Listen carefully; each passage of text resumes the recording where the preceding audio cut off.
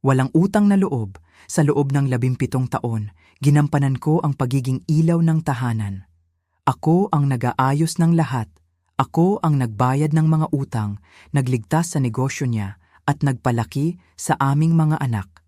Akala nila, ako ay isang mahinhin at tahimik na babae lang, walang pakialam. Ngunit hindi nila alam ang aking lihim na yaman. Ang hindi nila alam, ako pala ang tunay na humahawak ng lahat ng pera at puhunan. Lalabas ako ng bahay na ito, hindi para umiyak, kundi para kukunin ko pabalik ang aking dangal. Babawiin ko ang lahat ng sa akin. Mag-iiwan ako ng isang malaking aral na ipapasa nila hanggang sa kanilang mga apo. Kayo rin ba ay nakaranas ng maipagkanulo ng sariling pamilya? I-like at i-share ang video na ito. Mag-comment sa ibaba. Saan kayo nanonood? Kwentuhan mo ako ng iyong kwento. Kabanata 1. Ang tawag ng tadhana at ang malamig na desisyon. Isang maaliwalas na hapon. Nakaupo ako sa loob ng aking kotse habang nakatigil sa gitna ng trapik. Biglang tumunog ang aking telepono. Ang pangalan ng aking asawa, si Juan, ang lumabas sa screen. Sinagot ko iyon, tulad ng ginagawa ko araw-araw sa loob ng 17 taon. Subalit, hindi ang karaniwang boses ng isang loving husband ang narinig ko. Ang boses ni Juan ay nanggaling sa speaker ng aking sasakyan. Sobrang kalmado ng kanyang boses. Para bang ipinaalala lang niya sa akin na bumili ng pandesal para sa merienda. Inilock ko na ang credit card mo. Iyon ang kanyang sinabi. Mabilis, walang pasubali. Sa unang ilang segundo, akala ko ay mali lang ang aking narinig. Baka nagbibiro lang siya. Baka hindi malinaw ang signal sa kalsada. Kaya naman, nagtanong ako ng mahinhin. Ano ang sinabi mo? Muling nagsalita si Juan. Mas mabagal. Mas malinaw. Inilock ko na ang credit card mo. Hindi mo muna ito magagamit. Mag-uusap muna tayo pag uwi mo. Bago pa man ako makasagot, may isa pang boses ang biglang sumingit sa linya. Isang boses na napakapamilyar sa akin sa nakalipas na 3 taon. Ang aking biyenan, si Lola Corazon. Narinig ko ang kanyang boses na puno ng katuwaan. Bawat salita niya ay parang tumutulo ang tamis ng tagumpay. Magpaalam ka muna sa amin bago ka gumasta kahit 1 sentavo? Ayan, narinig ko na naman ang boses na iyon. Bumalot ang malalim na katahimikan sa loob ng aking kotse. Tanging ang ugong ng makina ang naririnig ko. Habang nakaupo ako roon, tila nakikita ko ang mukha ng aking biyenan. Imagine ko na nakatayo siya sa aming kusina. Nakakrus ang kanyang mga braso. Taglay ang isang ngiti. Ang ngiting na paperpekto na niya sa loob ng 3 taong pagtira niya sa aming bahay. Ang ngiti ng isang taong pakiramdam ay siya ang nagmamay-ari ng lahat. Inasahan siguro nila na ako ay magagalit. Inasahan siguro ni Juan na ako ay iiyak. Akala siguro ni Lola Corazon na ako ay magmamakaawa sa telepono. Baka inisip nila na magmamaneho ako pa uwi habang lumuluha upang humingi ng tawad sa mga bagay na wala naman akong kasalanan. Subalit, nagkamali sila. Walang sumigaw, walang lumuha, walang nagmakaawa. Aking pinindot ang pulang button sa screen ng aking telepono. Inend ko ang tawag. Tahimik, walang galit sa aking mga kamay. Inilagay ko ang telepono sa passenger seat. Initakbo ko ang makina ng aking kotse. Iniliko ko ang manibela. Hindi ako umuwi sa aming bahay, hindi ako pumunta sa palengke. Sa halip, diretso akong nagmaneho patungo sa bangko. 2 oras ang lumipas. Nang muli kong hawakan ang aking telepono, mayroong 55 missed calls. 55 tawag, lahat galing sa aking asawa at sa aking biyenan. Subalit, huli na ang lahat para sa kanila. Sa loob ng 2 oras na iyon, ang lahat ng bagay na akala nila ay hawak nila sa kanilang mga kamay ay naglaho na ng tuluyan. Ako pala si Maria Santos. Hanggang sa hapon na iyon, ang tingin sa akin ng lahat ng tao ay isang mahinhin na asawa. Isang babaeng tahimik. Isang babaeng hindi marunong lumaban. Isang babaeng laging sumusunod lamang sa kung ano ang gusto ng iba. Kahit ang sarili kong asawa, si Juan, ay iyon din ang paniniwala. Inisip niya na ako ay isang taong madaling kontrolin. At sa totoo lang, siguro ay may katotohanan din ang isip nila. Sa loob ng 17 taon ng aming pagsasama ni Juan, mas pinili ko ang kapayapaan. Mas pinili ko ang manahimik kaysa sa magtaas ng boses. Hindi ko na mabilang kung ilang beses kong isinantabi ang aking pride. Naniniwala kasi ako na ang isang tahanan ay tumatagal dahil may isang taong marunong magpaalinsunod. Naniniwala ako na kailangang may isang taong mananatiling kalmado kapag nagsisimula ng maging magulo ang buhay. At sa aming pamilya, ako ang taong iyon. Ako ang nag-aayos ng lahat. Ako ang nagpapasensya. Ako ang ilaw ng tahanan. Ngunit may isang bagay na nakalimutan nila tungkol sa akin. Ako ay isang Certified Public Accountant, isang CPA. Sa nakalipas na maraming taon, ang aking trabaho ay ang tulungan ang mga malalaking klinika at mga doktor na ayusin ang kanilang pananalapi. Nag-aayos ako ng kanilang buwis. Nagpaplano ako para sa kanilang hinaharap. Bawat piso, bawat sentavo ay pamilyar sa akin. Hindi man ako maingay tungkol sa aking kita, maganda ang aking kinikita, napakaganda. Subalit kailanman ay hindi ko ipinamukha iyon kay Juan. Para sa akin, ang buhay mag-asawa ay hindi isang kompetisyon. Ang pera ay isang kasangkapan lamang upang patatagin ang hinaharap ng aming pamilya. Subalit ang aking kabaitan ay ginawa nilang kahinaan. Ang aking pananahimik ay inakala nilang pagpapasakop. Habang nagmamaneho ako patungo sa bangko, napapatingin ako sa kalsada. Daan-daang sasakyan ang kasabay ko, mga taong may kani-kaniyang kwento. Inisip ko ang mga nangyari nitong mga nakaraang buwan. Dahan-dahan ang pagbabago. Hindi ito nangyari sa loob lamang ng isang gabi. Nagsimula ang lahat nang lumipat sa aming tahanan ang aking biyenan na si Lola Corazon. Nung una, bukas ang aking puso para sa kanya. Biyuda na siya, matanda na. Tungkulin natin bilang mga Pilipino ang kumatiling at mag-alaga sa ating mga magulang. Iyon ang ating kultura. Iyon ang itinuro sa atin.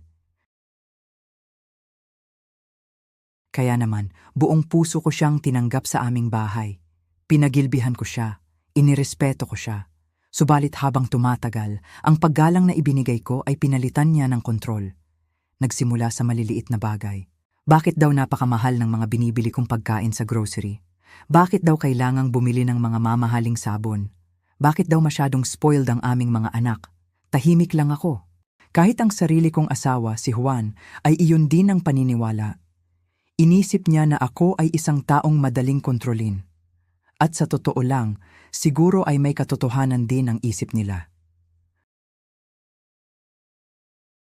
Sa loob ng 17 taon ng aming pagsasama ni Juan, mas pinili ko ang kapayapaan.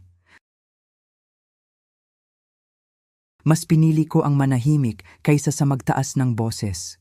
Hindi ko na mabilang kung ilang beses kong isinantabi ang aking pride. Naniniwala kasi ako na ang isang tahanan ay tumatagal dahil may isang taong marunong magpaalinsunod. Naniniwala ako na kailangang may isang taong mananatiling kalmado kapag nagsisimula ng maging magulo ang buhay. At sa aming pamilya, ako ang taong iyon. Ako ang nag-aayos ng lahat. Ako ang nagpapasensya. Ako ang ilaw ng tahanan. Ngunit may isang bagay na nakalimutan nila tungkol sa akin. Ako ay isang Certified Public Accountant, isang CPA.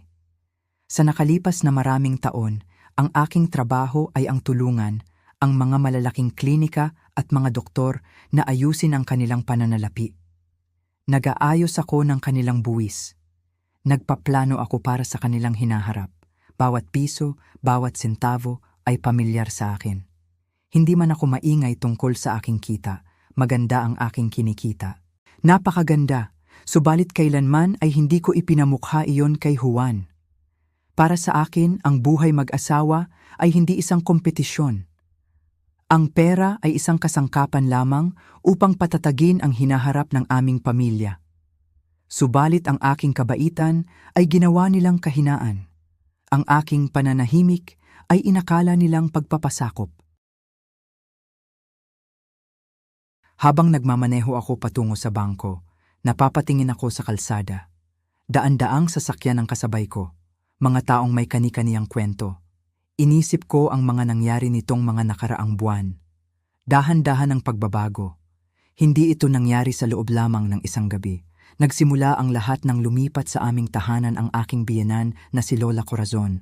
Nung una, bukas ang aking puso para sa kanya. Biyuda na siya. Matanda na. Tungkulin natin bilang mga Pilipino ang kumatiling at mag-alaga sa ating mga magulang. Iyon ang ating kultura. Iyon ang itinuro sa atin. Kaya naman, buong puso ko siyang tinanggap sa aming bahay. Pinagilbihan ko siya. Inirespeto ko siya. Subalit habang tumatagal, ang paggalang na ibinigay ko ay pinalitan niya ng kontrol. Nagsimula sa maliliit na bagay. Bakit daw napakamahal ng mga binibili kong pagkain sa grocery? Bakit daw kailangang bumili ng mga mamahaling sabon? Bakit daw masyadong spoiled ang aming mga anak? Tahimik lang ako. Ngumingiti lang ako.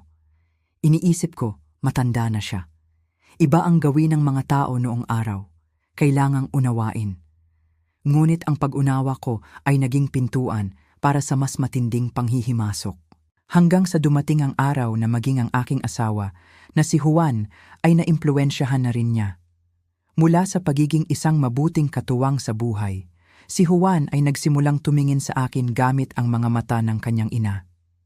Ang bawat bibilhin ko, ang bawat desisyon ko sa bahay ay kailangan ng dumaan sa kanilang pagsusuri. Ngumingiti lang ako, iniisip ko, matanda na siya. Iba ang gawin ng mga tao noong araw. At ngayon, umabot na sa puntong ito, inilak nila ang aking credit card. Isang credit card na ginamit ko para bumili ng bagong laptop para sa aming anak na si Mateo. Nasira kasi ang lumang laptop ng bata habang gumagawa ng proyekto para sa paaralan.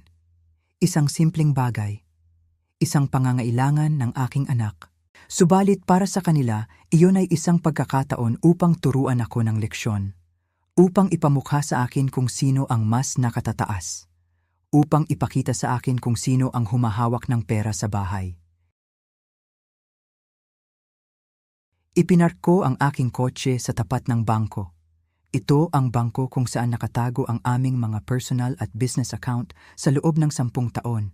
Kilalang-kilala ko ang branch manager dito, si Teresa. Isang matagal na naging kasosyo sa aking mga transaksyon sa negosyo. Bumaba ako sa kotse. Tumingin ako sa langit. Maaliwalas ang panahon, walang ulan.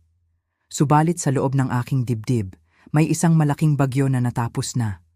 Pumasok ako sa salamin na pintuan ng bangko. Ang malamig na hangin mula sa aircon ay sumalubong sa akin. Nang makita ako ni Teresa, agad siyang ngumiti at lumapit. Magandang hapon, Mrs. Santos. Ano ang maipaglilingkod ko sa iyo ngayon? Tumingin ako sa kanyang mga mata. Isang seryosong tingin. Teresa, ang sabi ko. Kailangan kong ayusin ang lahat ng aking account. Ngayon din. Pumasok kami sa kanyang opisina. Isinarado niya ang pintuan. Umupo ako sa malambot na upuan sa tapat ng kanyang lamesa. Ano ang nangyari, Maria? Tanong ni Teresa sa akin. May pag-aalala sa kanyang boses. Huminga ako ng malalim. Gusto kong ilipat ang lahat ng aking direct deposit. Ang aking sweldo mula sa mga klinika hindi na dapat pumapasok sa aming joint account ni Juan. Tumango si Teresa. Mabilis na gumalaw ang kanyang mga daliri sa keyboard ng computer. Sige, saan natin ililipat? Sa aking personal account. Ang account na ako lang ang may hawak, sagot ko. Napatigil si Teresa sa pag-type. Tumingin siya sa akin. Alam niya ang takbo ng aming pananalapi. Alam niya na sa loob ng maraming taon, ang aking sweldo ang nagpapakain sa joint account na iyon. Ang aking sweldo ang nagbabayad ng mga bills. Ang aking sweldo ang nagpapasweldo sa mga tauhan ng kumpanya ng aking asawa kapag mahina ang pasok ng kontrata sa konstruksyon. Sigurado ka ba, Maria? Tanong niya. Siguradong sigurado ako, sagot ko. At hindi lang iyon. Umayos ako ng upo. Ang aking boses ay hindi nanginig. Walang pag-aalinlangan sa aking mga salita.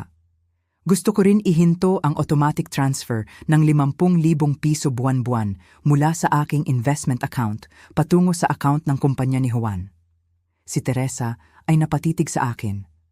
Ang perang iyon ang nagiging backup ng kumpanya niya kapag may mga atrasadong bayad ang mga client niya, Maria.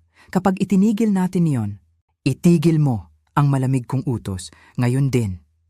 Sa loob ng 17 taon, pinalabas ni Juan na siya ang nagtataguyod sa pamilyang ito. Pinalabas ni Lola Corazon na ang kanyang anak ang nagpapakain sa akin.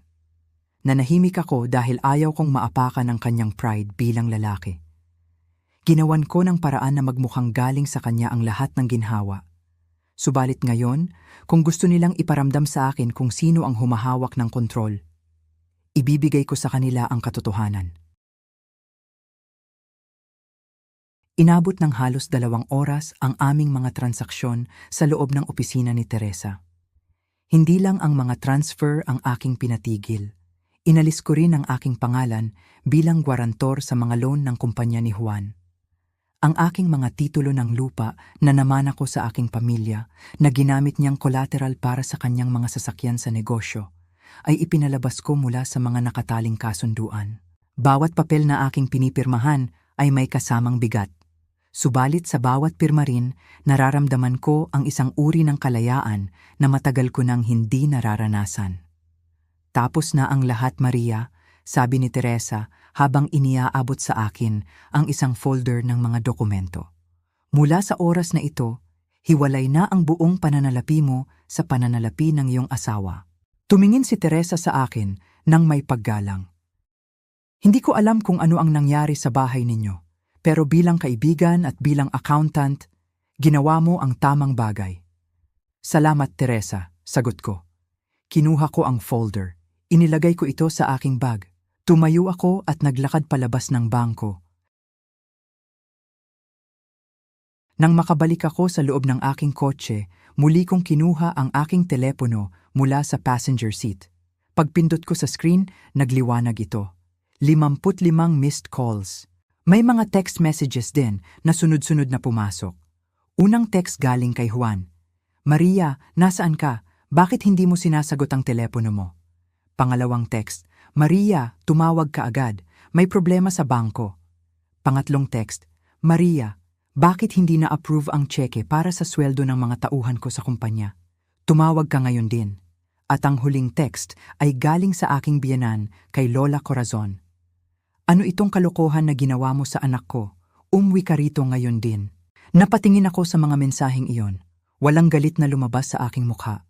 Bahagya lamang akong napangiti. Isang napakalalamig ng ngiti. Akala nila ay naisahan nila ako. Akala nila ay naisara nila ang pintuan para sa akin nang ilock nila ang aking credit card.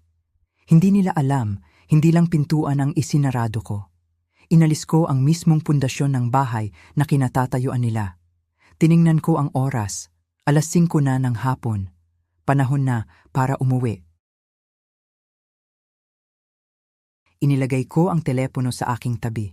Initakbo ko ang sasakyan. Tahimik akong nagmaneho habang lumulubog ang araw sa lungsod. Ang unang kabanata ng aking buhay bilang isang mahinhin at pasensyosang asawa ay natapos na. At sa aking pag-uwi, haharapin ko sila. Hindi bilang isang biktima, kundi bilang isang taong may hawak ng sarili niyang kapalaran. Kabanata 2. Ang 50 taong pagtitiis at ang lihim na pundasyon. Maraming tao ang naniniwala na ang katahimikan sa loob ng isang tahanan ay nangangahulugan ng kawalan ng problema. Akala ng iba, kapag hindi nagrereklamo ang isang asawa, ibig sabihin ay lubos siyang masaya at walang anumang dinaramdam. Ngunit para sa akin, sa loob ng 50 taon, ang katahimikan ay hindi naging simbolo ng kawalan ng boses. Ito ay naging isang sadyang pagpili, isang mahabang pagtitiis, isang lihim na pundasyon na dahan-dahan kong itinayo habang ang lahat ay nakatitig lamang sa ibabaw ng aming buhay. Nagsimula kami ni Mark sa wala, literal na wala, alalang-alala ko pa noong bagong kasal kami. Ang aming unang tirahan ay isang maliit na apartment sa Cubao. Kapag tag-ulan, naririnig namin ang patak ng tubig mula sa sirang bubong. Kapag tag-araw naman, para kaming nasa loob ng isang oven sa sobrang init. Sa mga panahong iyon, simpleng laborer lamang si Mark sa mga construction site. Araw-araw, uuwi siyang basang-basa ng pawis, may mga bakas ng semento sa kanyang bisig at halatang halata ang labis na pagod sa kanyang mga mata. Sa tuwing nakikita ko siya sa ganoong kalagayan, nasasaktan ang puso ko. Ngunit wala akong narinig na reklamo mula sa kanya noong mga unang taon. Nagsumikap siya. Ako naman, bilang isang certified public accountant, ay nagsimulang maglingkod sa mga maliliit na klinika ng mga doktor at dentista sa paligid ng Quezon City at Manila. Sa simula, kakaunti lamang ang aking hawak na kliyente. Ngunit unti-unti, dahil sa aking katapatan at husay sa pag-aayos ng kanilang mga pinansyal na talaan, nagpasapasa ang aking pangalan sa mga doktor. Dumating ang panahon na ang aking karanasan ay naging napakalalim na sa larangang ito. Hindi lamang simpleng pag-iingat ng libro ang aking ginagawa. Tumutulong ako sa pagpaplano ng buwis, sa pamamahala ng mga gastusin sa gamot at kagamitan, at sa pagpapatakbo ng mismong pinansyal na sistema ng malalaking klinika. Bago ko pa man namalayan, ang aking kita ay lumobo na ng husto. Kumikita ako ng higit sa 300,000 piso buwan-buwan. Isang napakalaking halaga. Halagang kayang magbago ng pamumuhay ng kahit sinong pamilyang Pilipino. Subalit, pumili ako ng ibang daan. Hindi ako nagmayabang. Hindi ako bumili ng mga mamahaling bag na gawa sa ibang bansa. Hindi ako nagsuot ng mga alahas na kumikinang upang ipagmalaki sa aming mga kapitbahay o kamag-anak. Sa katunayan, kahit si Mark ay walang ideya kung gaano talaga kalaki ang aking kinikita. Bakit ko ginawa iyon? Bakit ko inilihim? Sapagkat kilala ko ang aking asawa. Si Mark ay isang lalaking may mataas na pride. Sa kulturang Pilipino, nakasanayan na natin na ang lalaki ang dapat na pangunahing haligi ng tahanan. Siya ang dapat na nag-uuwi ng malaking bahagi ng kitang gagamitin ng pamilya. Natakot ako. Natakot akong kapag nalaman niyang mas malaki ang kinikita ko kaysa sa kanya, mawawalan siya ng lakas ng loob. Baka pakiramdam niya ay naiwan siya sa gitna ng daan. O kaya naman, baka maging dahilan pa iyon ng madalas na pagtatalo sa aming pagitan. Kaya minabuti kong manahimik. Hayaan kong isipin niyang ang kanyang kita ang pumupuno sa karamihan ng aming pangangailangan. Hayaan kong maramdaman niyang siya ang haligi. Habang ako ang naging tahimik na pundasyon sa ilalim ng lupa. Ang pundasyong hindi nakikita ng sinuman, ngunit siyang totoong naghahawak sa buong istruktura upang hindi ito bumagsak. Araw-araw, pagkatapos ng trabaho sa klinika, uuwi ako sa bahay upang gampanan ang aking tungkulin bilang ina at asawa. Ako ang nagluluto ng hapunan, isang mainit na sinigang sa bayabas o kaya ay tinola na may maraming dahong sili. Habang nakaupo kami sa hapagkainan, makikinig ako sa mga kwento ni Mark tungkol sa kanyang mga proyekto sa construction. Sasabihin niya kung paano siya na-promote bilang foreman, kung paano niya pinamahalaan ang mga tao, at kung paano niya gustong maging isang ganap na kontraktor balang araw. Ngumingiti ako. Tumutango ako. Nagpapasalamat ako sa Diyos para sa kanyang mga tagumpay. At sa tuwing mag-iiwan siya ng 50,000 piso para sa mga gastusin sa bahay sa katapusan ng buwan, tatanggapin ko iyon ng may malaking pasasalamat. Gagawin ko siyang maramdaman na ang perang iyon ang nagpapatakbo sa aming tahanan. Ngunit sa likod ng mga kurtina, sa aking sariling opisina kapag tulog na ang lahat, pinalalago ko ang aming totoong pondo. Pinamahalaan ko ang lahat ng aming pangmatagalang pinansyal na plano. Unang-una na rito ang edukasyon ng aming 2 anak, sina Sofia at Mateo. Ang edukasyon. Para sa ating mga Pilipino, ito ang pinakamahalagang pamana na maipagkakaloob ng isang mas gangagulang sa kanyang mga anak. Walang makakakuha nito sa kanila. Ito ang kanilang magiging sandata sa buhay. Kaya naman, hindi ako nagtipid para rito. Bago pa man sila pumasok sa elementarya, kumuha na ako ng malalaking educational insurance plans para sa kanilang 2 sa mga pinakaprestihiyosong kumpanya sa bansa. Nagbukas ako ng magkakahiwalay na trust accounts para sa kanila. Bawat buwan, nang hindi nalalaman ni Mark, naghuhulog ako ng libu-libong piso sa mga pondong ito.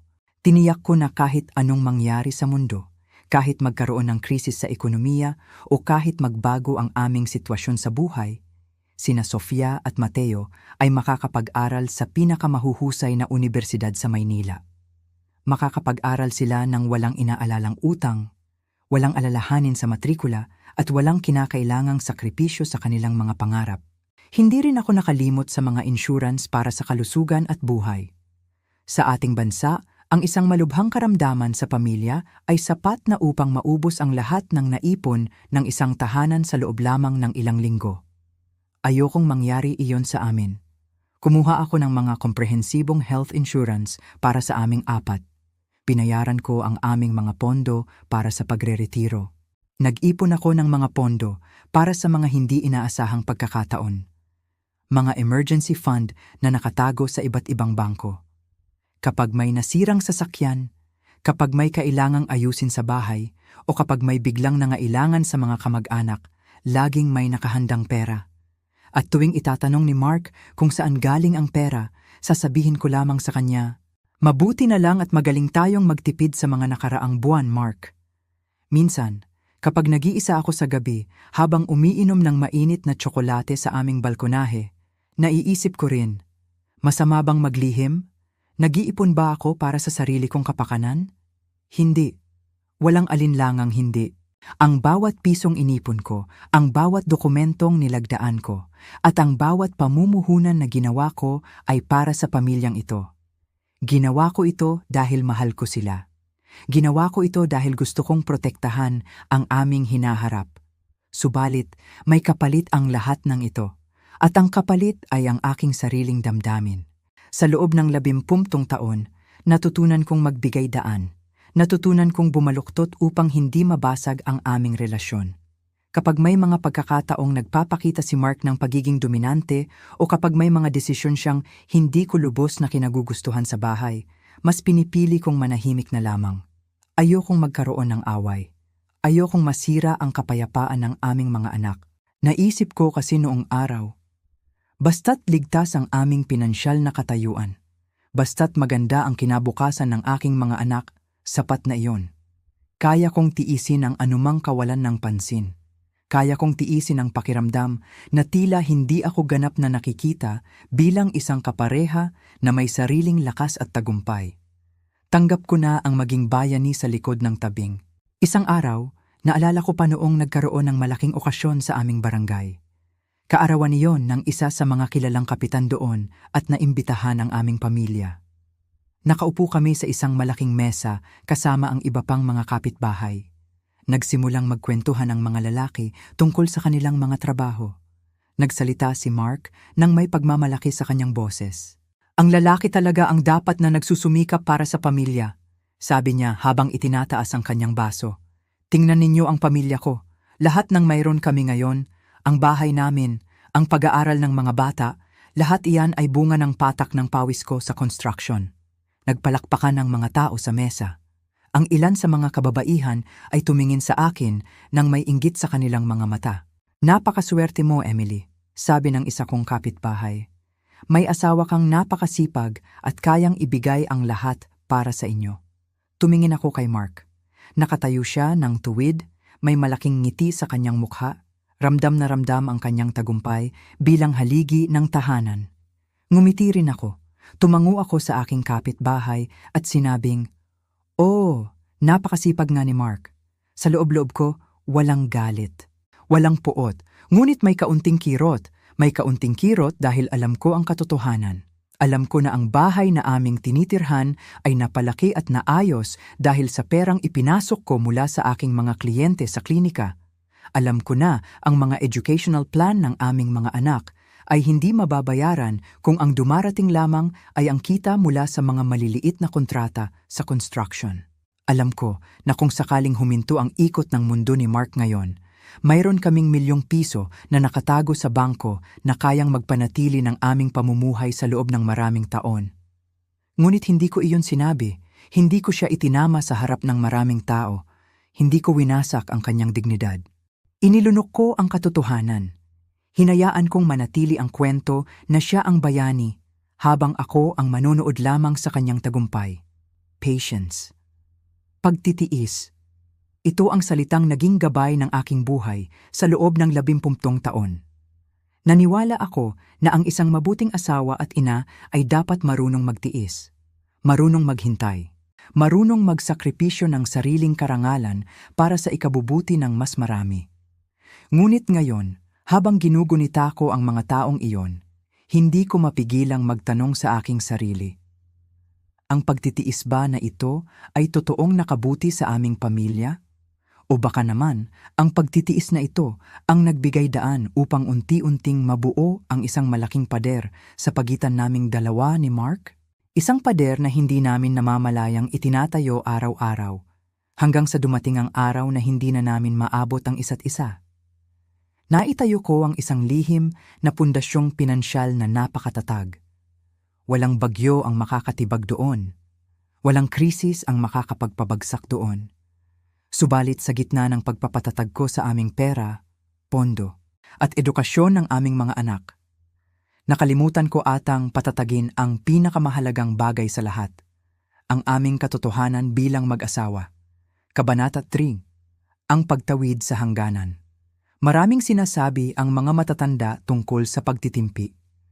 Ang sabi nila, ang pagtitimpi ay isang virtue, isang magandang katangian na dapat taglayin ng bawat babaeng Pilipina. Ngunit kung minsan, kapag ang pinto ng iyong sariling bahay ay pinalitan ng pader, ang pagtitimpi ay nagiging isang napakabigat na krus. Noong pumatak ang mga huling buwan ng aming 17 taon ng pagpapakasal, pumanaw ang aking biyenang lalaki. Isang mabait na tao, tahimik, walang imik sa isang sulok. Nang mawala siya, naiwang mag-isa ang aking biyenang babae sa province. Si Mark, bilang panganay na lalaki, ay lubos na nag-alala. Nakikita ko sa kanyang mga mata ang bigat ng pananagutan. Isang gabi, habang nakaupo kami sa sala at umiinom ng salabat, nagsalita siya ng marahan. Sabi niya sa akin, baka raw mas magandang patirahin na natin si nanay sa ating bahay sa Maynila. Para raw may nag-aalaga sa kanya. Para raw hindi siya nalulungkot. Tumingin ako sa aking asawa. Tumango ako nang walang pag-aalinlangan. Walang problema, Mark, ang sabi ko sa kanya. Ina mo siya. Bahay mo rin ito. Pumasok siya sa aming tahanan noong isang maaliwalas na umaga ng Martes. Bitbit ang 2 lumang maleta at isang basket ng mga pasalubong mula sa probinsya. Sa simula, napakaganda ng lahat, napakabait niya. Nagluluto siya ng mga kakanin sa hapon. Tinutulungan niya ako sa pag-aayos ng mga halaman sa bakuran. Ngunit dahan-dahan, katulad ng hamog sa madaling araw na unti-unting pumapasok sa bawat kalawakan ng bakuran, dahan-dahan siyang nagsimulang manghimasok. Nagsimula iyon sa mga maliliit na bagay, sa mga groceries, sa bawat resibo na naiiwan ko sa ibabaw ng refrigerator. Isang araw, bumili ako ng 2 pack ng mamahaling kape at isang scented candle para sa aming kwarto. Isang simpleng bagay lamang. Gusto ko kasing magkaroon ng mabango at tahimik na oras pagkatapos ng mahabang araw ng pagtatrabaho sa mga klinika. Habang nagtitimpla ako ng mainit na tubig, lumapit ang aking biyenan. Tiningnan niya ang packaging ng kape. Pagkatapos, tiningnan niya ang maliit na kandila. Emily, ang sabi niya sa akin sa isang matamlay ngunit matalim na boses. Napakagastos mo naman mag-grocery. 300 piso para sa isang kandila? Kape na 1,000 ang halaga? Sa probinsya, ang 300 piso ay ulam na ng isang pamilya sa buong araw. Napayuko ako. Naramdaman ko ang init sa aking mga pisngi. Gusto kong sabihin sa kanya na ang perang pambili niyon ay sarili kong kita, na hindi iyon bawas sa ibinibigay ni Mark. Na pagkatapos ng 10 oras na pagtutuos ng mga pinansyal na talaan ng 5 malalaking klinika, ang amoy ng kandilang iyon ang tanging nakapagpapaginhawa sa aking pagod na pag-iisip. Ngunit hindi ako nagsalita. Ngumiti lamang ako ng bahagya. Pasensya na po, nanay, ang sagot ko. Minsan lang naman po. Ngunit hindi pala iyon ang huli. Iyon ay simula pa lamang. Araw-araw, kapag dumating ang mga delivery man o kapag nagpapasok ako ng mga gamit sa bahay, nandoon ang kanyang mga mata, nakatitig, nagbibilang, nag-aalis ng halaga sa aking mga pinagpaguran. At ang mas masakit, nagsimula siyang magtanim ng mga salita sa isip ni Mark. Sa tuwing uuwi si Mark mula sa trabaho, uupo ang aking biyenan sa tabi niya. Paghahandaan siya ng merienda. At habang kumakain ang aking asawa, magsisimula siyang magsalita sa isang mahinang boses ng isang inang tila nag-aalala lamang. "Mark, anak!" Naririnig kong sabi niya mula sa kusina. Napansin ko lang, si Emily medyo maluwag sa hawak ng pera. Hindi maganda sa isang tahanan kapag ang babae ang masyadong nasusunod sa gastusin. Ang lalaki ang dapat na may hawak ng pondo. Kapag ang lalaki ay walang hawak na pera, nawawalan siya ng authority sa sarili niyang bahay.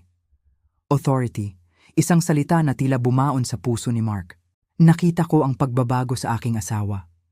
Ang dating tahimik at nagpapasalamat na Mark ay dahan-dahang naging mainiti ng ulo. Nagsimula siyang tumingin sa akin ng may pagdududa. Para bang ang bawat galaw ko, ang bawat bili ko sa palengke o supermarket ay isang banta sa kanyang pagiging lalaki. At ako? Nanatili akong tahimik. Nagtiis ako. Ayokong mag-away kami sa harap ng aking biyenan. Ayokong maramdaman ni Mark na pinag-aaway ko sila ng kanyang ina. Kaya iniyak ko na lamang sa gabi habang tulog na ang lahat.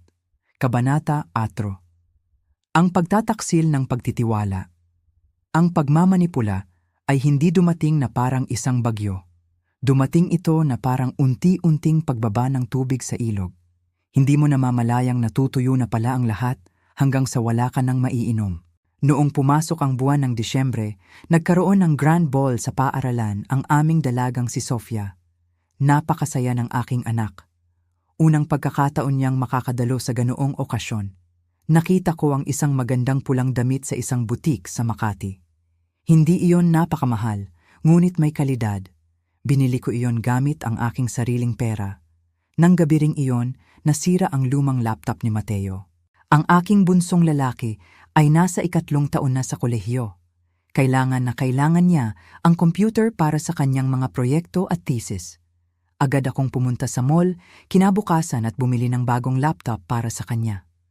Gusto kong maging maayos ang buhay ng aking mga anak. Ayokong maramdaman nila ang kakulangan na pinagdaanan namin ni Mark noong kami ay nagsisimula pa lamang. Ngunit ng gabing iyon, pagpasok ko sa bahay, nandoon sila, si Mark at ang kanyang ina. Nakaupo sa dining table. Nakapatong sa ibabaw ng mesa ang 2 resibo. Ang resibo ng damit ni Sofia at ang resibo ng laptop ni Mateo. Tumingin sa akin si Mark. Ang kanyang mga mata ay malamig. Malamig pa sa yelo. "Emily," ang bungad niya sa akin. Walang bati ng magandang gabi. Walang ngiti. "Ano ito?" Lumapit ako sa mesa. "Laptop yan ni Mateo, Mark. Nasira na kasi ang luma niya, kailangan niya sa kolehiyo. At ang damit naman ay para sa ball ni Sofia." Bago ko pa matapos ang aking sinasabi, pinalo ni Mark ang mesa. Isang malakas na kalampag na nagpagulat sa akin. "Masyado ka ng abusada," ang sigaw niya. "Hindi tayo milyonaryo, Emily. Nagpapakahirap ako sa construction site araw-araw. Tapos ikaw, kung makagastos ka, akala mo walang katapusan ng pera natin. 1,000 para sa damit? 50,000 para sa laptop? Nakakahiya ka." Napatigil ako. Tumingin ako sa aking biyenan. Nakaupo siya sa sulok, nakatitig sa akin, may kaunting ngiti sa kanyang mga labi na mabilis ding nawala nang tumingin si Mark sa kanya. "Sabi ko sa'yo, anak," sumingit ang aking biyenan sa isang malambing ngunit nakamamatay na boses. "Kapag hindi mo kinontrol ang asawa mo, uubusin niya ang lahat ng pinagpaguran mo. Ang lalaki ang dapat na humahawak ng pera ng pamilya. Dapat ay pagsamahin ninyo ang pondo at ikaw ang magpapasya sa lahat." Tumingin ako kay Mark. "Mark, pakinggan mo ako," ang pakiusap ko sa kanya. "Hindi nanggaling sa pondo mo ang pera ngayon. Pera ko yon. Mula sa trabaho ko sa mga..." "Huwag ka nang magsinungaling," ang putol ni Mark sa akin. "Trabaho? Pila-pilang papel lang ang ginagawa mo sa bahay. Akala mo ba hindi ko alam? Ako ang nagpapakain sa pamilyang ito. Ako ang haligi ng tahanan." Naramdaman ko ang isang matinding kirot sa aking dibdib. Kirot. Isang napakasakit na kirot na tila sumaksak sa aking puso. 20 taon. 20 taon akong nagtrabaho ng patago. Ako ang nagbayad ng insurance. Ako ang nagbayad ng educational fund ng aming mga anak. Ako ang naglagay ng ₱1,000,000 sa bangko para sa aming hinaharap. At ngayon ay sasabihin niya sa akin na wala akong ambag, Na ako ay isang palamunin na nag-aaksaya lamang ng kanyang pera? Gusto kong sumigaw. Gusto kong ilabas ang lahat ng bankbook. Gusto kong itapon sa harap nila ang mga titulo at pondo na nakapangalan sa akin at sa aming mga anak. Ngunit natulala ako, ang aking dila ay naging parang bato. Tumingin si Mark sa akin nang may matinding galit. Kinuha niya ang kanyang pitaka, inilabas niya ang aking credit card. Ang card na ginagamit ko para sa mga gastusin sa bahay at para sa mga pangangailangan ng mga bata. Mula ngayong gabi, ang sabi ni Mark sa isang matigas na boses, ilulok ko ang card na ito. Ako na ang magbibigay ng allowance mo araw-araw. 500 piso bawat araw para sa palengke. Kailangan mong matutong magtipid. Kailangan mong matutong gumalang sa akin bilang asawa mo. Ilulok. Ilulok. Kinausap niya ako na tila ba ako ay isang batang nakagawa ng kasalanan. Isang batang kailangang parusahan at turuan ng leksyon.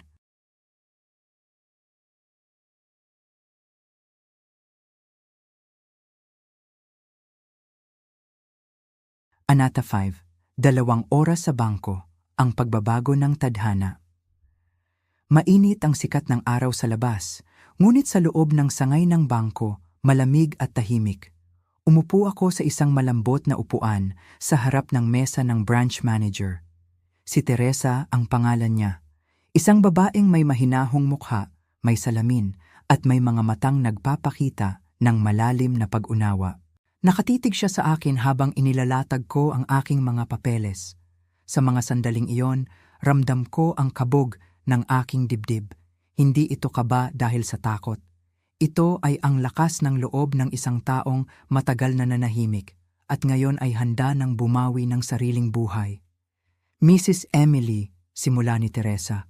Mabagal at malinaw ang kanyang boses. Sigurado na po ba kayo sa lahat ng mga pagbabagong ito?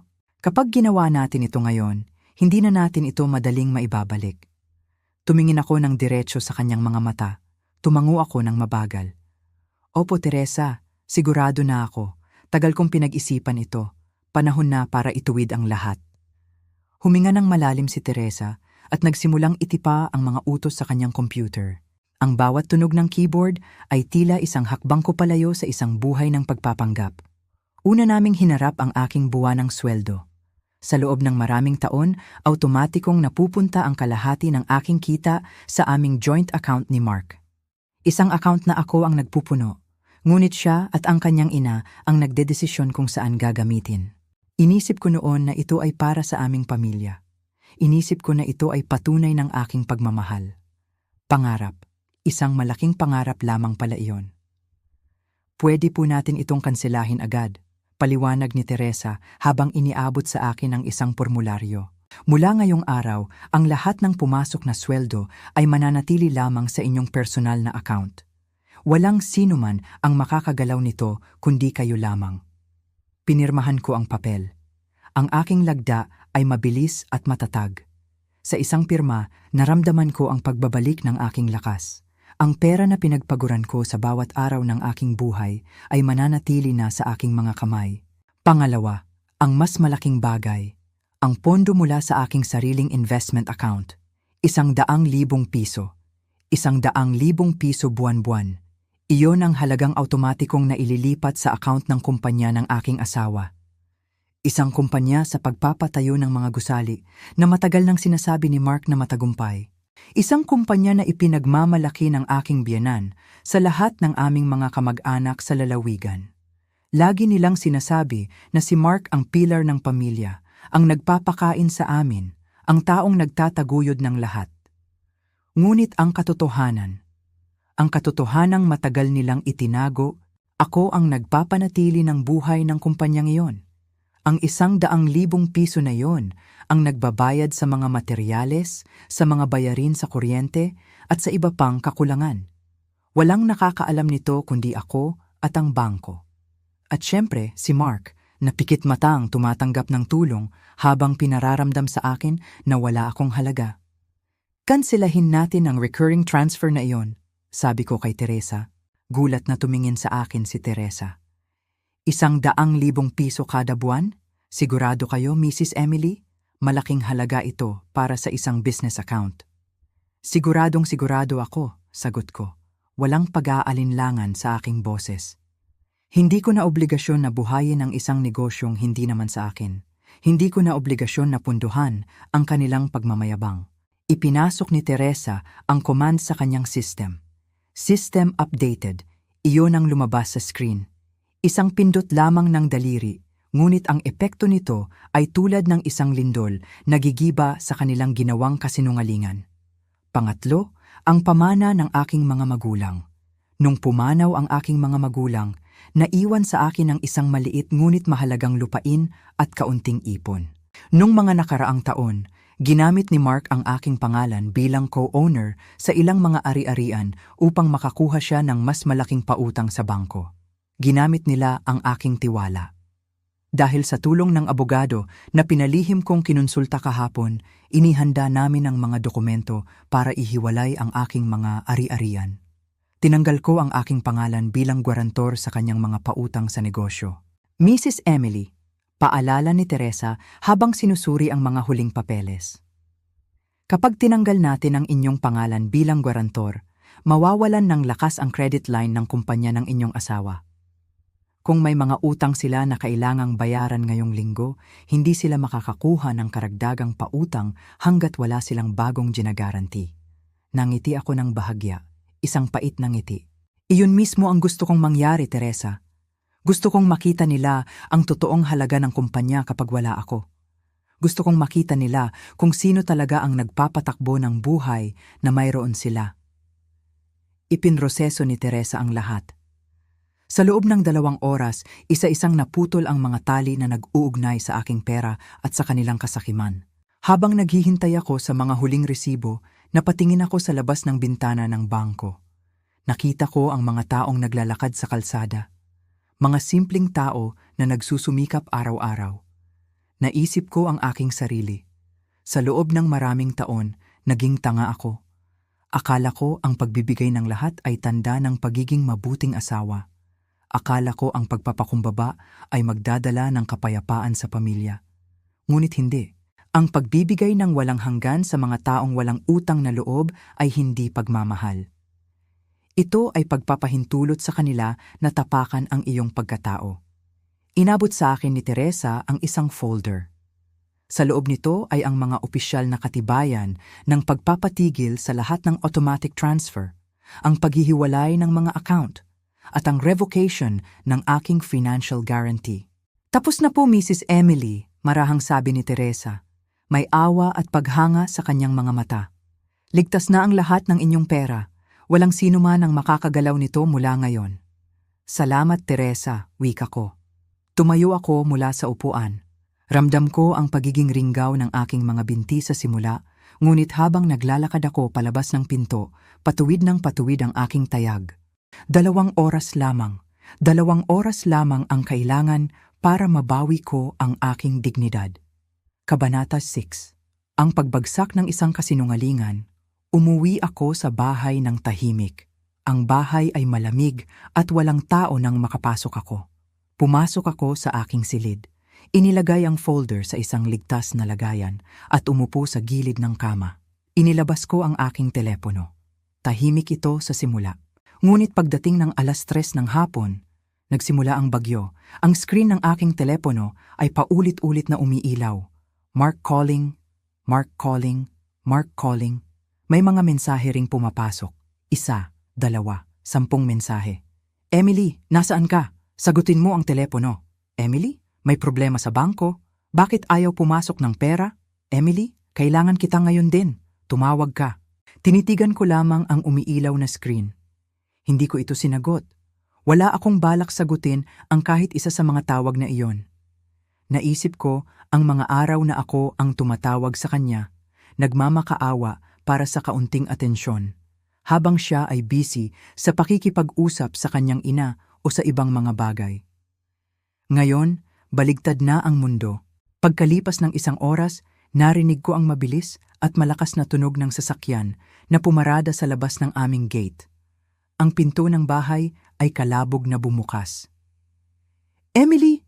Emily! Boses yon ni Mark. Galit, natataranta, may halong takot.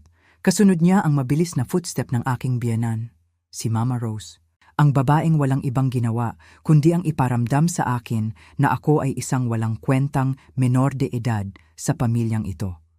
Lumabas ako ng silid at tumayo sa itaas ng hagdanan. Tumingin ako sa kanila sa ibaba. Si Mark ay pawisan, gulo-gulo ang buhok at hawak ang kanyang telepono. Si Mama Rose naman ay namumula ang mukha, nakahawak sa kanyang dibdib at tila hindi makahinga ng maayos. "Bakit hindi mo sinasagot ang telepono mo?" sigaw ni Mark habang patakbong umakyat sa ilang baitang ng hagdan. "Alam mo ba kung anong nangyayari ngayon sa kumpanya?" "Bakit, Mark?" Mahinahon kong tanong. Ang aking boses ay napakatahimik kung ikukumpara sa kanyang sigaw. "Anong nangyari?" "Ang pera," sigaw niya. "Ang pera sa account, tumawag ang bangko. Yung automatic transfer na 100,000 piso para ngayong buwan, hindi pumasok. Nag-bounce din ang payroll para sa mga tauhan sa construction site. Hindi maiproseso ang sweldo ng 50 manggagawa." Sumingit si Mama Rose mula sa ibaba.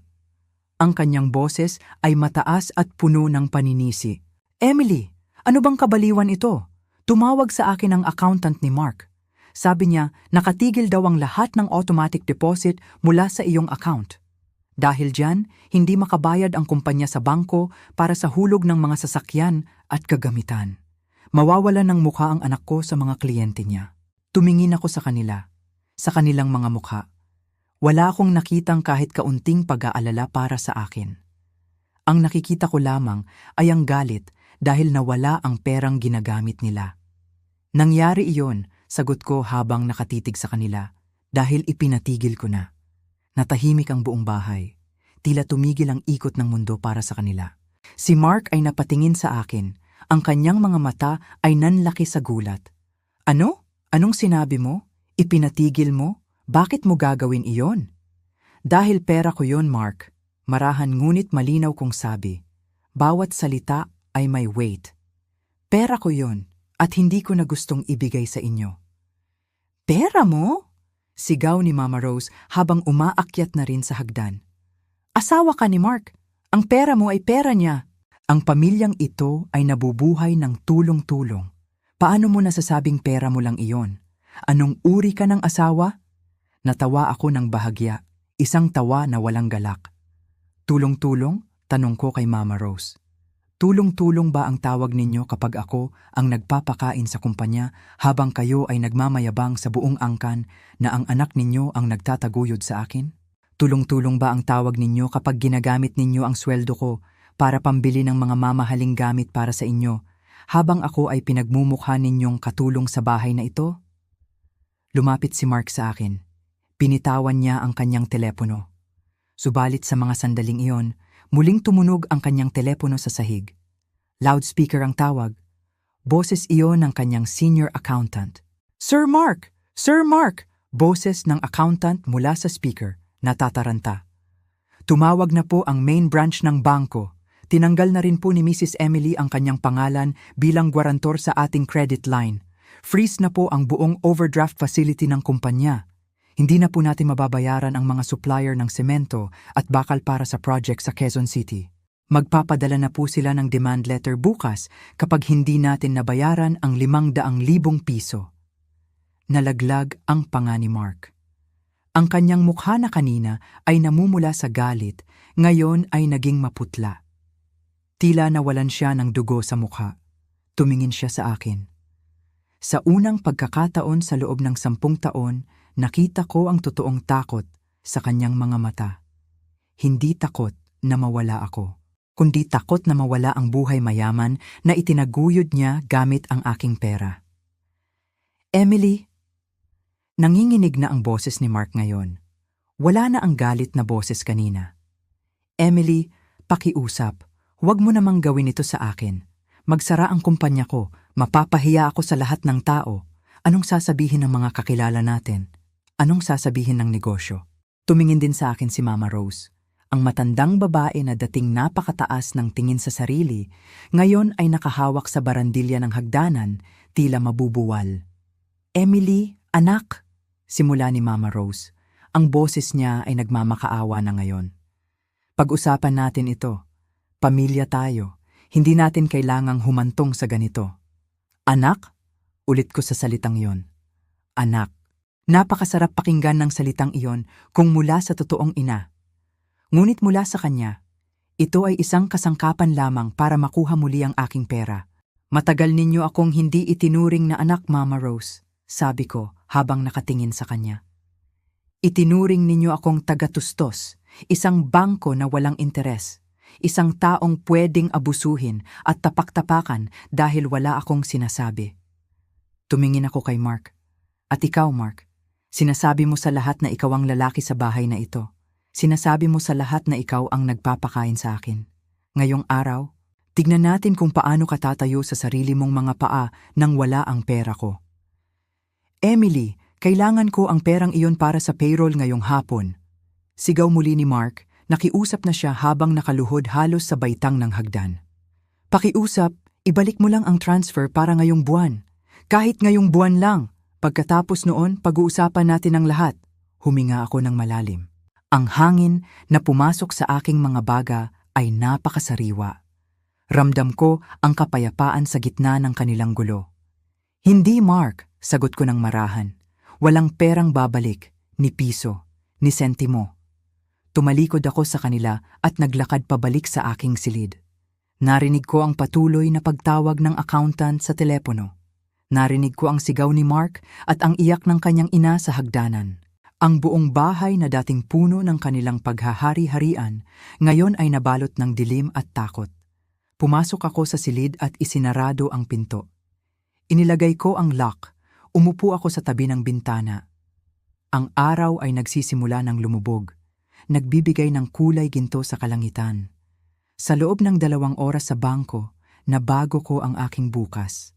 At sa unang pagkakataon sa loob ng maraming taon, alam ko na hindi na ako muling magiging biktima. Kabanata ito, ang kahon ng katotohanan. Umihip ang malamig na hangin mula sa labas, habang ang buong bahay ay nababalot ng isang mabigat na katahimikan. Sa hapagkainan, kung saan kami madalas magkasama-sama para sa hapunan, umupo si Mark at ang kanyang ina.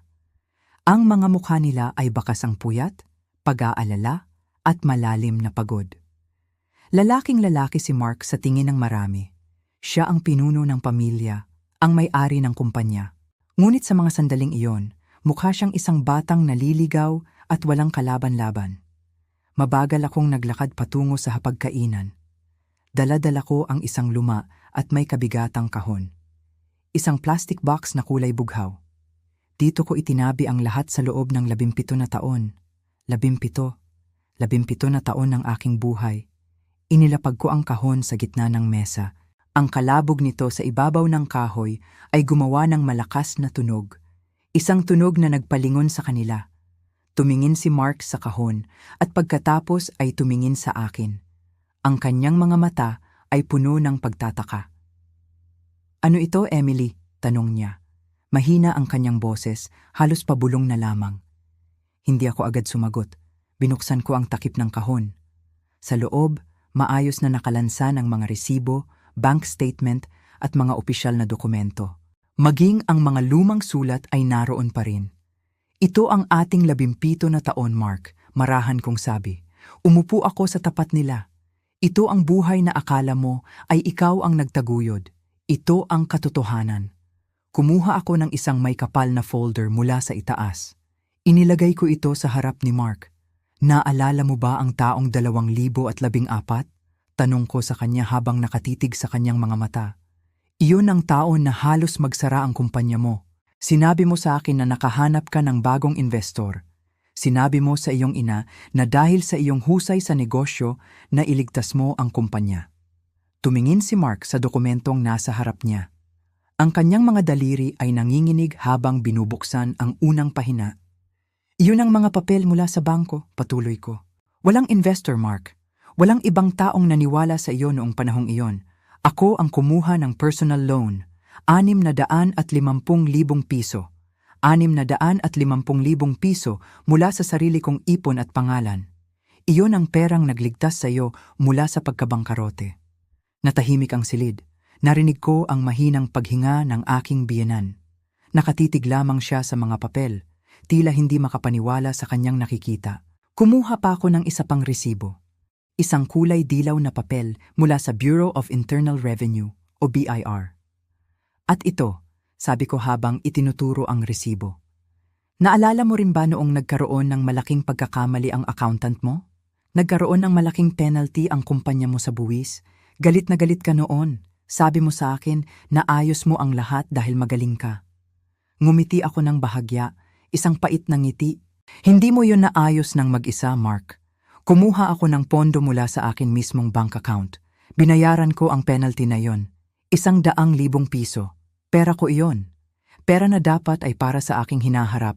Ngunit ibinigay ko sa iyo upang hindi ka makulong o mawalan ng lisensya. Napatitig si Mark sa resibo. Ang kanyang mukha ay mas lalong namutla. Ang kanyang mga labi ay nag-umpisang manginig. Emily, pabulong niyang sabi. Hindi ko alam. Hindi mo alam? Tanong ko sa kanya. O ayaw mong malaman dahil mas masarap sa pakiramdam ang magpanggap na ikaw ang tagapagligtas? Mas masarap sa pakiramdam na sabihin sa iyong ina at sa iyong mga kapatid na ikaw ang nag-iisang haligi ng bahay na ito? Inilabas ko ang huling set ng mga dokumento. Ang titulo at mga resibo para sa aming maliit na vacation house sa Tagaytay. Ang bahay sa bakasyonan, sabi ko habang itinuturo ang papel. Lagi mong sinasabi sa mga bisita natin na iyon ay regalo mo sa pamilya. Pero narito ang mga resibo ng down payment. Ako ang nagbayad ng buong paunang halaga. Pera mula sa pamana ng aking mga magulang. Tumingin ako sa aking biyenan, si Mama Rose. Ang matandang babae na sa loob ng maraming taon ay walang ibang ginawa kundi ang iparamdam sa akin na wala akong ambag sa pamilyang ito. Mama Rose, marahan kong tawag sa kanya. Sa loob ng 17 na taon, lagi ninyong sinasabi na ang anak ninyo ang nagpapakain sa akin. Lagi ninyong sinasabi na dapat akong magpasalamat dahil tinanggap ako ng pamilya ninyo. Pero tignan ninyo ang mga papel na ito. Ipinatong ko ang aking kamay sa ibabaw ng mga dokumento. Ang kumpanya ng anak ninyo, ang bahay na tinitirhan ninyo, ang mga sasakyang ginagamit ninyo, ang lahat ng iyon ay nakatayo sa aking mga sakripisyo. Ako ang naging pundasyon. Ngunit kailanman, hindi ninyo ako iginalang. Si Mama Rose ay hindi makapagsalita. Ang kanyang mga mata na dating puno ng pagmamayabang ay nakatingin na ngayon sa sahig. Ang kanyang mga kamay na nakapatong sa mesa ay unti-unting nanginig. Si Mark naman ay napahawak sa kanyang ulo. Isang malalim na kabiguan ang lumabas sa kanyang dibdib. Sa unang pagkakataon sa kanyang buhay, na-realize niya ang katotohanan. Na-realize niya na ang kanyang buong pagkatao at pagmamayabang ay nakatayo lamang sa isang malaking kasinungalingan. Hindi siya ang nagdadala sa pamilya. Ako. Ako ang nagdadala sa kanila sa loob ng 17 na taon. Kabanata 8. Ang paggising ng aking mga anak. Habang nakatayo kami sa gitna ng mabigat na katahimikang iyon, narinig namin ang mga yabag mula sa hagdanan. Bumaba ang aming 2 anak, si Olivia na 16 na taong gulang na at si Ethan na 12 taong gulang. Nakatayo sila sa dulo ng hagdanan. Kanina pa pala sila nakikinig. Kanina pa nila naririnig ang lahat ng katotohanang matagal naming itinago. Lumapit si Olivia. Ang kanyang lakad ay matatag. Ang kanyang mga mata ay puno ng tapang, ngunit may mga luha na nag-uumpisang mag-ipon sa kanyang mga pilik mata. Tama na po, Papa, simula ni Olivia. Ang kanyang boses ay malinaw at walang kaba. Tumingin si Mark sa aming anak. Olivia, umakyat muna kayo ng kapatid mo sa taas. Usapang matanda ito. Hindi na po kami mga bata, Papa, mabilis na sagot ni Olivia. Lumapit siya sa aking tabi at hinawakan ang aking kamay. Ang kanyang mga daliri ay maiinit at nagbibigay ng lakas sa akin. Araw-araw, nakikita namin ni Ethan kung paano tratuhin ni Lola si Mama. Nakikita namin kung paano mo balewalain si Mama kapag nagtatrabaho siya hanggang hating gabi. Tumingin si Olivia sa kanyang lola. Lola, sabi ng aking anak, lagi ninyong sinasabi sa amin na si Papa lang ang nagtatrabaho. Lagi ninyong pinararamdam kay Mama na wala siyang kwenta rito sa bahay. Pero si Mama ang gumigising ng maaga. Si Mama ang nag-aasikaso sa amin. At ngayon, nalaman pa namin na pera pala ni Mama ang bumubuhay sa kumpanya ni Papa. Si Mama Rose ay napatingin kay Olivia. Susubukan pa sana niyang magsalita, ngunit mabilis siyang pinigil ni Olivia. "Huwag na po kayong magkaila, Lola," sabi ni Olivia sa mahinahong tono. "Nakita namin ang lahat, narinig namin ang lahat. Hindi po makatarungan ang ginagawa ninyo kay Mama." Sa sandaling iyon, ang maliit kong anak na si Ethan ay biglang umiyak. Isang malakas at masakit na iyak. Lumapit si Ethan sa akin at yumakap sa aking baywang. Ang kanyang maliit na katawan ay nanginginig sa pag-iyak. "Mama! Mama! Patawad po!" hagulhol ni Ethan.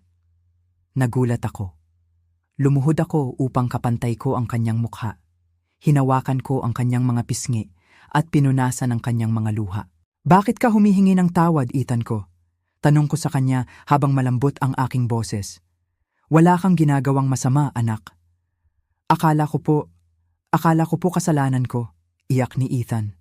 "Kasi po, hiningi ko sa inyo noong isang buwan na bilhan ako ng bagong computer para sa pag-aaral ko. Akala ko po kaya nawalan ng pera ang bahay ay dahil sa akin. Akala ko po naging pabigat ako sa inyo." Ang mga salitang iyon ng aking maliit na anak ay parang isang kutsilyo na sumaksak sa puso ni Mark. Napatitig si Mark kay Ethan. Ang kanyang sariling anak ay naiisip na kasalanan nito ang lahat, habang siya at ang kanyang ina ay nag-aaksaya ng pera sa mga bagay na hindi naman kailangan. "Hindi, Ethan," sabi ni Mark. Lumapit siya at lumuhod din sa sahig. Nanginginig ang kanyang buong katawan. "Hindi mo kasalanan, anak. Walang kasalanan ang mama mo at lalong wala kang kasalanan." Tumingin si Mark sa akin. Ang mga luha ay mabilis na umaagos mula sa kanyang mga mata. Ang pagmamayabang, ang angas at ang dignidad na ipinapakita niya sa loob ng maraming taon ay tuluyan ng nawala. Ako ang may kasalanan ng lahat, pag-amin ni Mark. Ang kanyang boses ay basag na basag. "Masyado akong naging makasarili. Masyado kong inisip ang aking karangalan. Pinabayaan ko kayo. Pinabayaan ko ang mama ninyo." Nayakap ni Mark ang kanyang mga binti habang nakaluhod sa sahig ng aming kainan. Yumuko siya ng malalim. Ang isang lalaki na matagal na nagpanggap na malakas, ngayon ay nakaluhod sa harap ng kanyang pamilya, nawalan ng lahat ng kasinungalingang kanyang itinayo. Nakatayo lamang si Olivia sa aking tabi, habang si Ethan ay nakakapitan sa aking damit. Tumingin ako sa aking mga anak. Sa gitna ng sakit at gulo, naramdaman ko ang isang malaking ginhawa sa aking dibdib.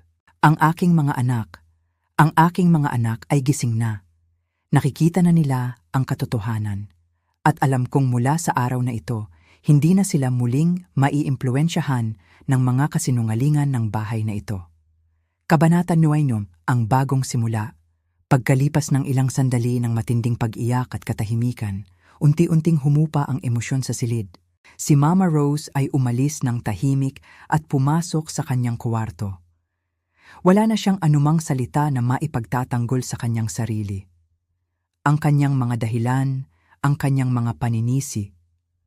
Ang lahat ng iyon ay nawalan na ng halaga sa harap ng mga katibayang nasa mesa. Naiwan kami ni Mark sa hapagkainan habang ang mga bata ay umakyat na muli sa kanilang silid upang magpahinga. Nakahawak pa rin si Mark sa kanyang mukha. Ang kanyang mga balikat ay paminsan-minsan pa ring gumagalaw sa mahinang paghikbi. "Emily," wika niya habang dahan-dahang itinataas ang kanyang ulo. Ang kanyang mga mata ay pulang-pula. "Patawarin mo ako. Naging napakasama kong asawa. Naging napakagago kong tao." Tinitigan ko siya. Walang galit sa aking mga mata. Ngunit wala na rin ang dating pagmamahal na ready na magsakripisyo ng lahat. Ang mayroon na lamang ngayon ay ang malinaw na pagtanggap sa reality. "Hindi ko kailangan ang iyong hinging tawad para lang maayos ang pakiramdam mo ngayong gabi, Mark," marahan kong sabi. "Hindi ko rin kailangan ang iyong pasasalamat para sa mga nakaraang taon." Anong kailangan mo, Emily?" tanong niya.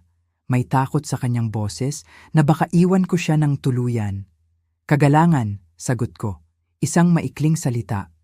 Respeto, Mark. Respeto para sa aking sarili, para sa aking pera, at para sa aking dignidad bilang tao at bilang ina ng iyong mga anak. Tumango si Mark ng mabilis.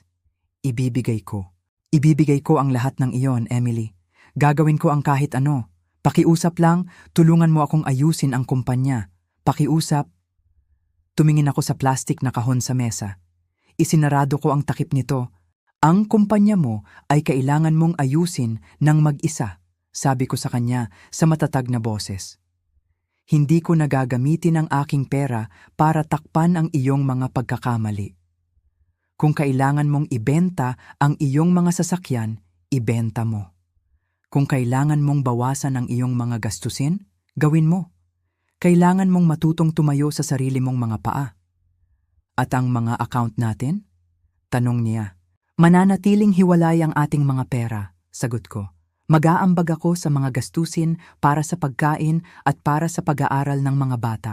Ngunit ang bawat piso ng aking sweldo at ng aking ipon ay mananatili sa ilalim ng aking kontrol. Napatitig si Mark sa akin. Na-realize niya na hindi na ako ang dating Emily. Hindi na ako ang babaeng mabilis maawa. Hindi na ako ang asawang handang magpakatanga para lamang panatilihin ang kapayapaan sa bahay. Naiintindihan ko, mahinang sabi ni Mark. Yumuko siya muli. Naiintindihan ko. Tumayo ako mula sa mesa at kinuha ang kahon ng mga dokumento. Niyakap ko ito sa aking dibdib. Ito ang aking kalayaan. Habang naglalakad ako patungo sa aking silid, napatingin ako sa salamin na nasa hallway. Nakita ko ang aking refleksyon. May mga guhit na ng edad sa paligid ng aking mga mata. May ilang puting buhok na rin na pumapasok sa aking hairline. Ngunit sa likod ng mga palatandaang iyon ng panahon, nakita ko ang isang babaeng malakas. Isang babaeng nahanap muli ang kanyang sariling boses pagkatapos ng 17 na taon. Ang kasinungalingan na matagal na naghari sa bahay na ito ay tuluyan ng nasira. Ang mga pader ng pagpapanggap ay nagiba na. Alam ko na hindi magiging madali ang mga susunod na araw. Maraming mga pagbabago ang kailangang harapin. Si Mark ay kailangang matutong maging totoong pinuno ng kanyang negosyo. Si Mama Rose ay kailangang matutong magpakumbaba at igalang ang ibang tao. Ngunit para sa akin, ang pinakamahirap na bahagi ng laban ay tapos na. Bumalik na sa akin ang aking pangalan. Bumalik na sa akin ang aking lakas. At higit sa lahat, nakuha ko muli ang aking buhay. Pumasok ako sa aking silid, inilagay ang kahon sa loob ng aparador at nahiga sa kama. Pumikit ako. Sa gitna ng katahimikan ng gabi, huminga ako ng malalim. Isang malalim at payapang paghinga. Sa wakas, makakatulog na ako ng may buong kapayapaan sa aking puso. Nabuuksan ko ang bintana ng aming silid habang dahan-dahang sumisikat ang araw. Ang simoy ng hangin sa umagang ito ay napakasariwa. May amoy ng basang lupa at mga bulaklak sa bakuran. Sa ibaba, narinig ko ang mahinang tunog ng mga plato sa kusina. Si Mark. Maaga siyang nagising ngayong umaga para magtimpla ng kape at maghanda ng almusal. Isang bagay na hindi niya ginawa sa loob ng 17 na taon. Kahapon, ibinenta niya ang kanyang mamahaling sasakyan. Ang perang nakuha niya ay ginamit niya para pambayad sa sweldo ng kanyang mga tauhan sa construction site. Nakita ko ang pagod sa kanyang mukha. Nakita ko ang pagpapakumbaba. May malaking pagbabago na nagaganap. Mabagal, ngunit totoo. Si Mama Rose naman ay tahimik na nakaupo sa beranda. May hawak siyang rosaryo sa kanyang mga kamay. Dahan-dahan ang paggalaw ng kanyang mga daliri sa bawat puting kwintas. Nang magtagpo ang aming mga mata, dahan-dahan siyang tumango sa akin. Walang galit, walang sigaw. May kaunting paggalang na sa kanyang mga mata. Iyon lamang ang kailangan ko. Respeto, tahimik, payapa. Sa wakas, naramdaman ko rin ang tunay na kapayapaan sa bahay na ito. Tumingin ako sa salamin sa gilid ng mesa. May mga guhit na ng edad sa aking mukha. May mga puting buhok na rin. Ngunit ang mga matang nakatitig sa akin ay hindi na tulad ng dati. Wala na ang takot. Wala na ang pag-aalinlangan. Ligtas na ang aking pera. Ligtas na ang aking kinabukasan. At higit sa lahat, ligtas na ang dignidad ng aking mga anak. Naisip ko ang aking sarili. Naisip ko ang mahabang panahon na aking tiniis. Naisip ko ang salitang pagtitimpi. Pagtitimpi. Akala ko noon, ang pagtitimpi ay ang pagtanggap sa lahat ng sakit ng walang kibo. Ngunit mali ako. Ang tunay na pagtitimpi ay ang pag-iipon ng lakas para sa tamang panahon. At ang panahong iyon ay dumating na. Kinuha ko ang aking bag at inilagay ang aking bankbook. Mula ngayong araw, ako na ang humahawak ng aking sariling buhay. Walang sinuman ang makapagsasabi sa akin kung ano ang dapat kong gawin sa aking pinagpaguran. Bumaba ako sa hagdanan ng may mabagal at matatag na mga hakbang. Ang bawat hakbang ay may way. Ang bawat hakbang ay may kalayaan. Lumapit sa akin si Olivia at si Ethan. Niyakap nila ako ng mahigpit bago sila pumasok sa paaralan. Mahal ka namin, Mama, bulong ni Olivia sa aking tainga. Mahal na mahal ko rin kayo, mga anak ko, sagot ko habang nakangiti. Umalis sila na may ngiti sa mga labi. Tumingin ako sa kalangitan sa labas ng aming pinto. Ang ulap ay maputi at maliwanag. Napakasarap mabuhay kapag hawak mo ang iyong sariling kapalaran. Napakasarap maging malaya.